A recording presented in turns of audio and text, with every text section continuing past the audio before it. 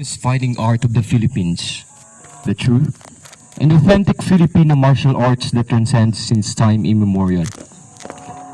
It is a systematic art of combat blade, fighting based on the science of strategy and tactics.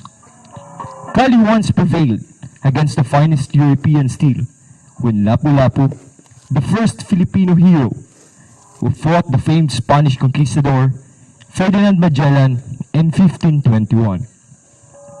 In 1911, during the Filipino-American War, the Filipino fighters inflicted the heavy casualties to the U.S. soldiers.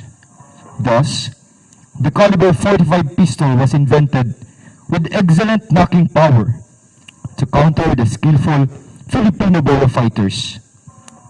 It was then in 1942 where the first bolo regiment was created as an additional force directed to fight against the Japanese Imperial Army. In 1990, the Philippine Marine Corps discovered this art, and through the years, it has developed into a more scientific and practical application of its fundamentals and fighting techniques.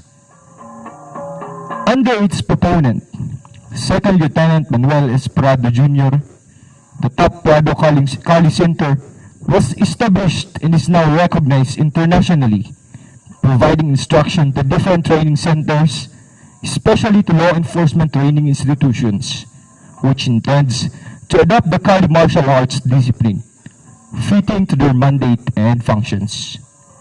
This year, the 2nd Special Action Battalion decided to adopt the SAF Combat Kali martial arts discipline and began its training.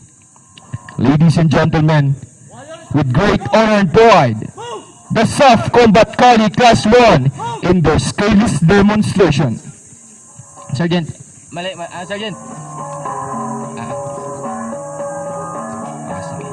The first required skill.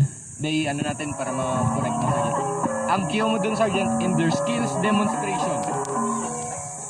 Third pride, the SAF Combat Kali Class 1 in their skills demonstration.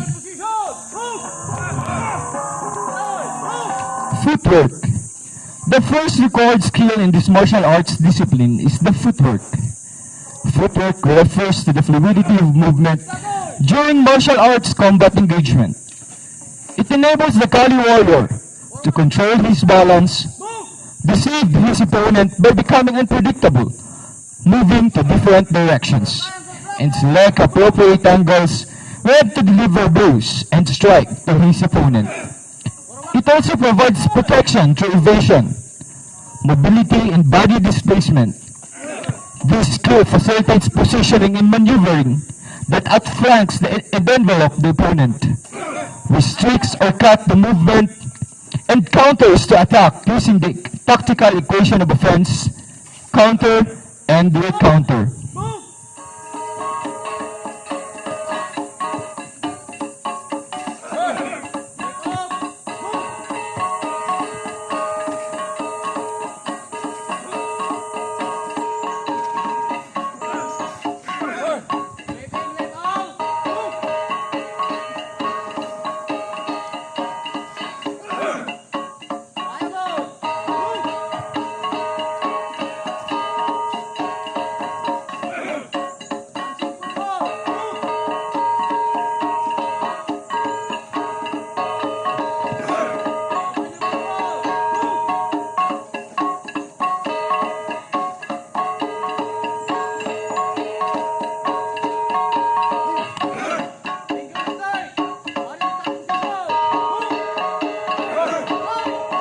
The 3 advanced strikes.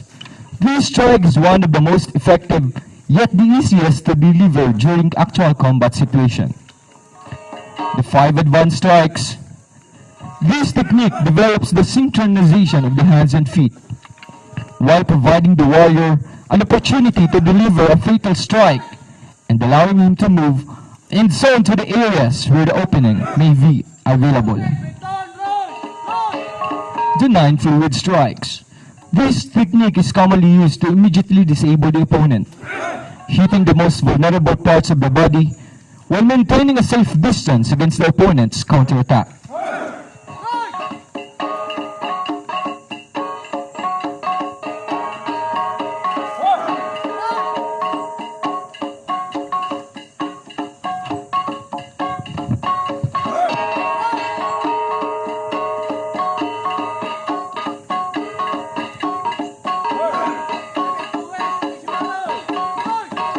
the 11 fluid strikes.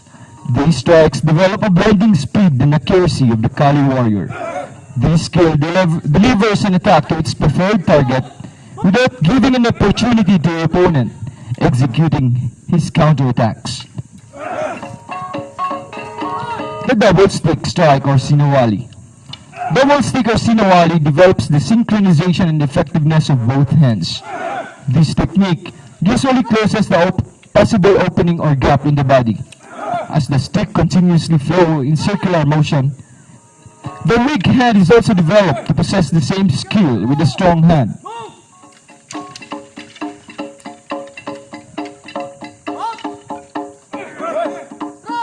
The bola strike. Blade mastery demands practice and must be coupled with perfection. Filipinos before were with their blades, for it is essentially part and piece of their being. The bolo, or the most common weapon at their disposal, was seen as a life's giver and a life defender. The practice of bolo fighting involves meticulous and careful handling, especially during the exercises and actual combat engagement that would pose danger to the Kali warrior. Thus, miscalculations and faults may cause self-inflicted injuries to the one handling the weapon. The mastery of handling this weapon depends on the process acquired from the fundamentals of the Kali art. It is then recommended to transfer the basic technique in handling the damage bola first before mastering the live blade.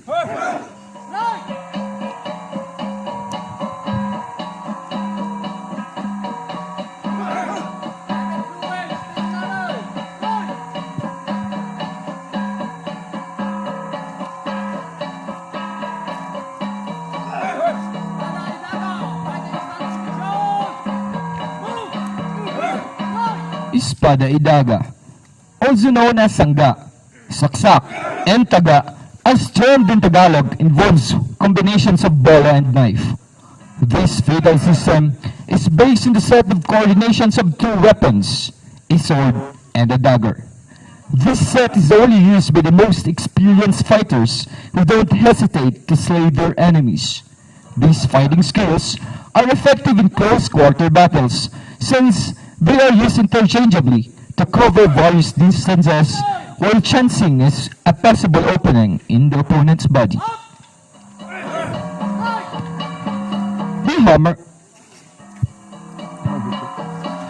The hammer grip or saksak is a technique that requires speed to directly hit the main arteries of the body, which then facilitates massive blood loss and immediately incapacitate the warrior's opponent. It also develops the warrior's instinct to deliver counterattacks in all directions and in different position available to the given circumstances.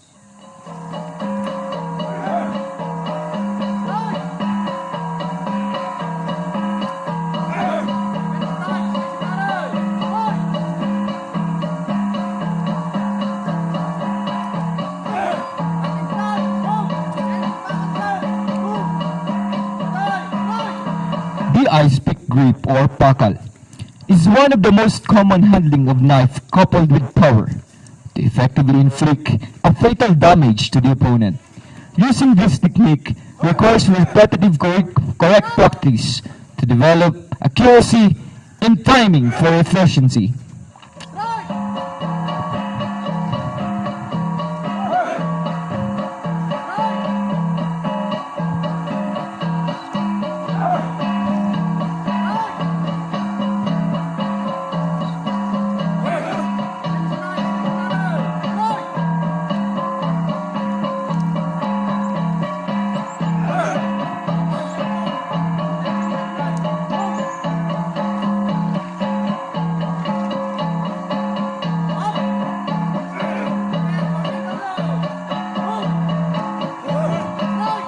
The long arm weapon retention techniques.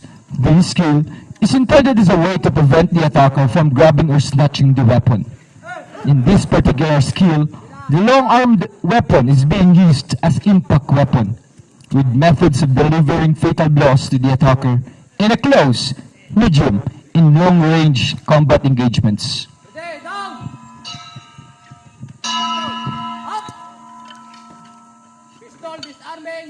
prepare and hold up scenario. Move.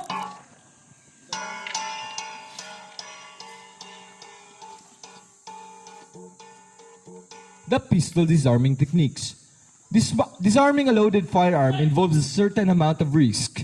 The technique employs the four basic principles, and they are: redirect the line of fire, control the weapon, disarming, and counterattack. No two situations will be exactly alike. Differences in size and temperament of the individuals concerned will light, terrain, and other circumstances surrounding the scene of action will cause variations in when and where to initiate a disarming action.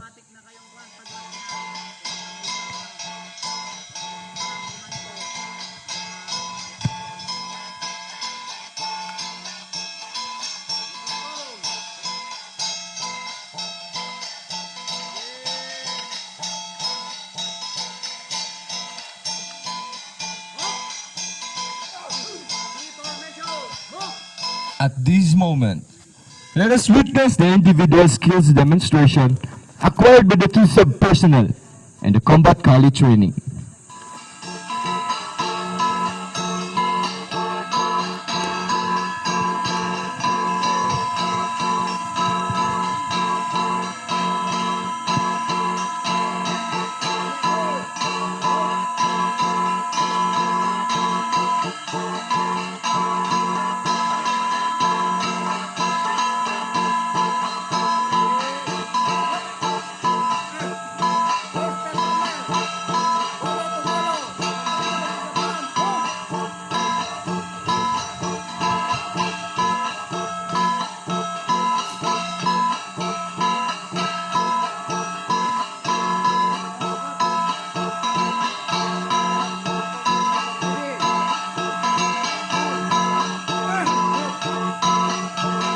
The Bolo versus Bolo.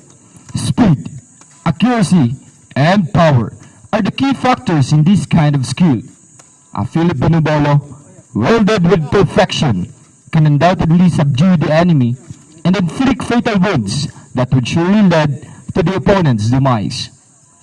Thus, a Kali warrior is trained not just to inflict blows and slashes, but also to evade the opponent's blade in a split of a second's judgment.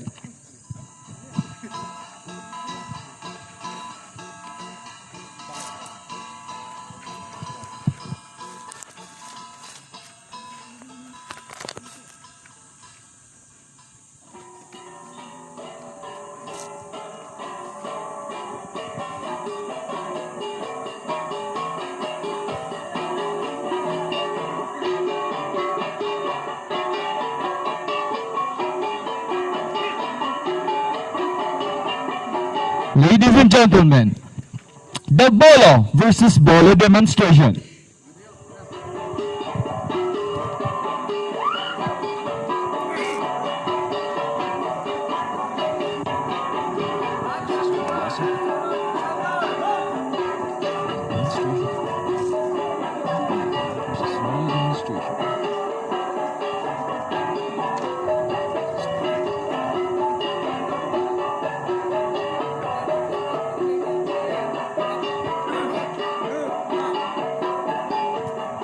The knife versus knife technique. Indeed, a knife is a gruesome tool in the battlefield and beyond. This tool keeps the knife pointed at the aggressor, while the other hand is held vertically to protect the ribs, head, and the neck. To have an advantage in a cold steel match-up, a Kali warrior never stay head-on with the enemy, but rather they move at 45-degree angles to either side, not only to avoid getting sliced, but also to increase their chances of landing their slashes.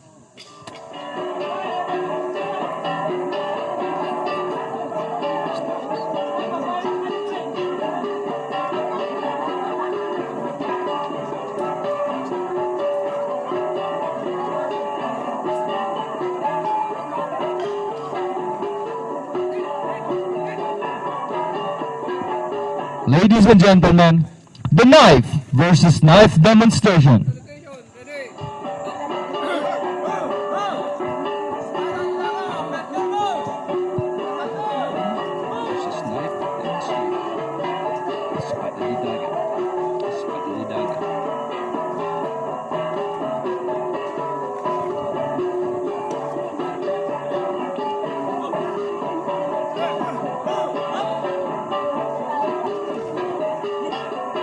Espada de Daga. The aim of this skill is to fight efficiently at long, middle, and close ranges by trapping the enemy and neutralizing him when necessary. The system was originally inspired by the European fencing that came to the country with the Spanish conquistadors. The weapon remained as a trademark of the traditional Filipino fighting. As the name suggests, the origin of this lethal weapon literally translates to sword and dagger. Using a sword and a knife together requires a lot of training, spending significant time on footwork and versatility in handling the sword and dagger, thereby giving a poise and perfection of a true Kali warrior. Ladies and gentlemen, the Espada de Daga. Now, Sit tight and let's get trained. Antihan versus For Knight. today's Step video, we're forward, going to be Susan going Toad. over the karame in a couple of basic flows. There's some things unique to the blade itself. We're going to Sir, ito sir. Yung Espada de Daga sir. edge, which means it can only lacerate or cut from the inside.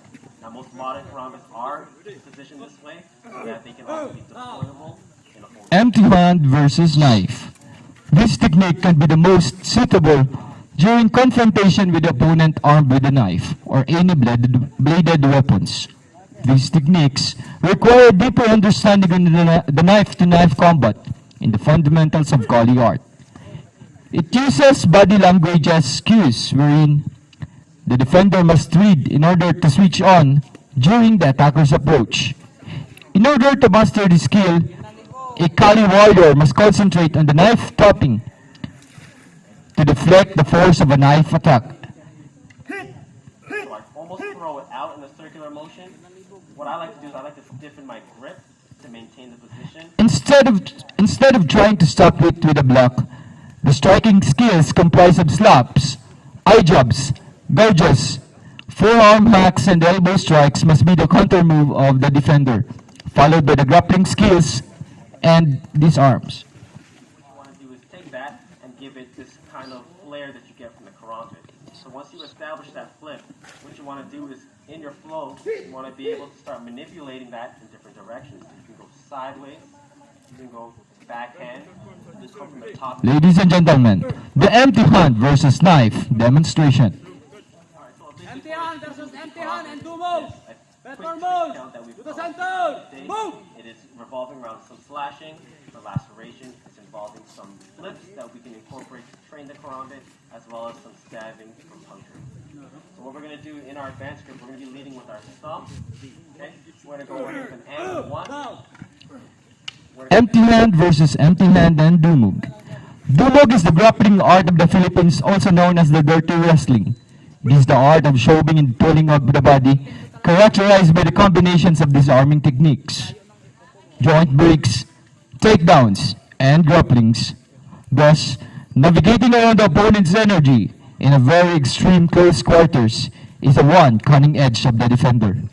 Again, footwork and power play a vital role in this kind of technique, and the ability to shift the body balance to subdue the enemy is a highly remarkable skill as a law enforcers.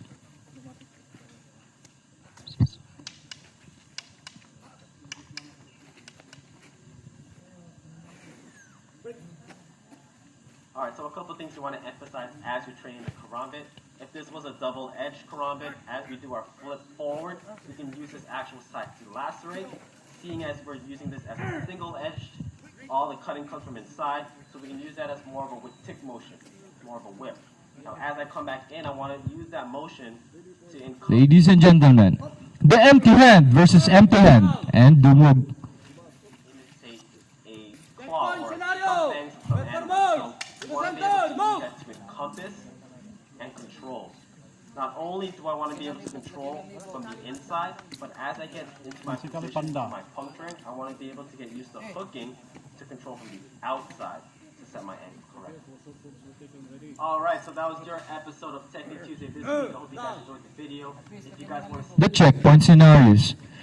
The Special Action Force has been providing tactical support to other line units as a part of its mandate and mission. In this demonstration, Kali warriors are trained to strictly observe maximum tolerance without compromising their safety and security. Thus, Any eventualities during the conduct of checkpoint must be carefully and meticulously planned. And most especially, individual alertness must always be of a paramount among the troops.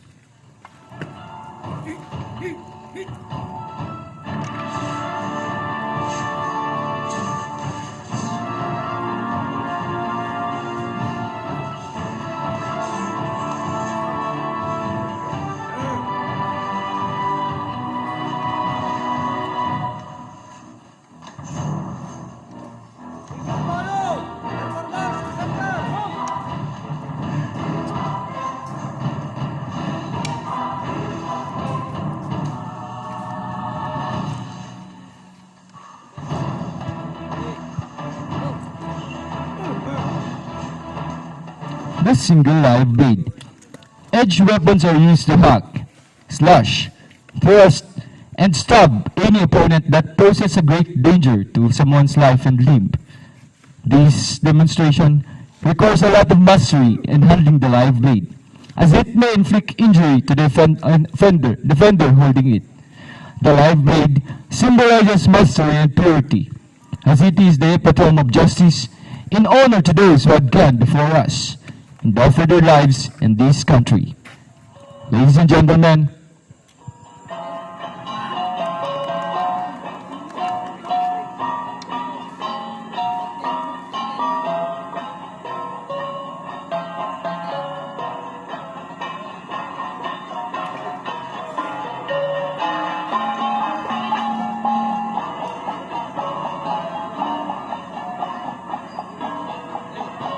ladies and gentlemen, the single live blade.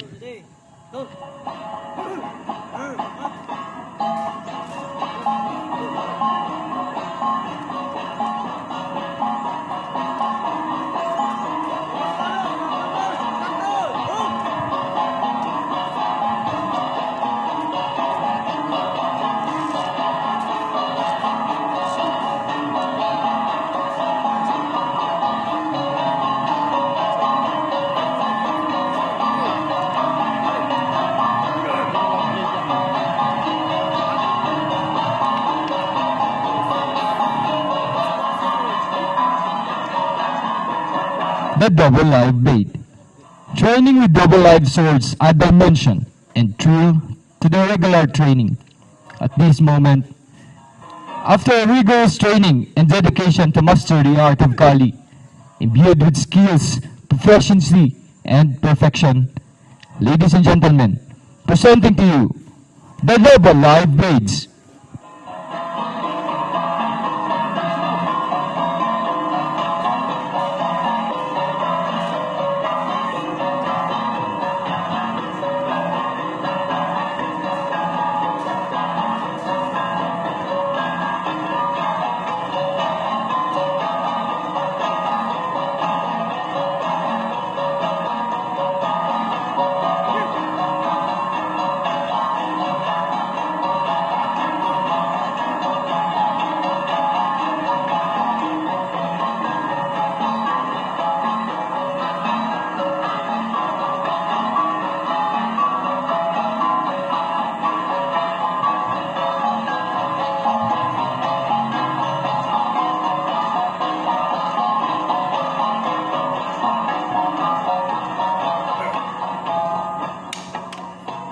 Ladies and gentlemen, Police Captain Balcadao in his signature moves.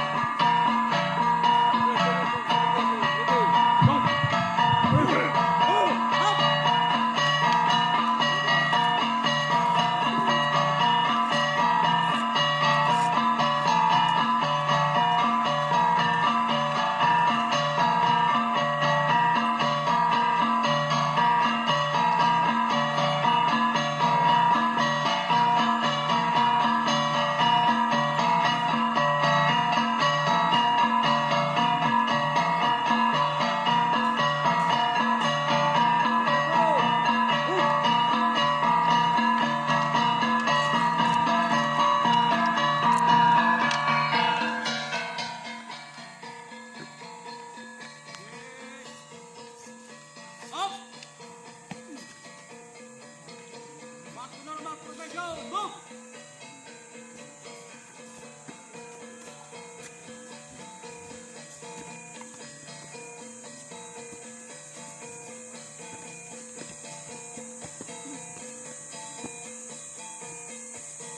Prepare for short call, salutation!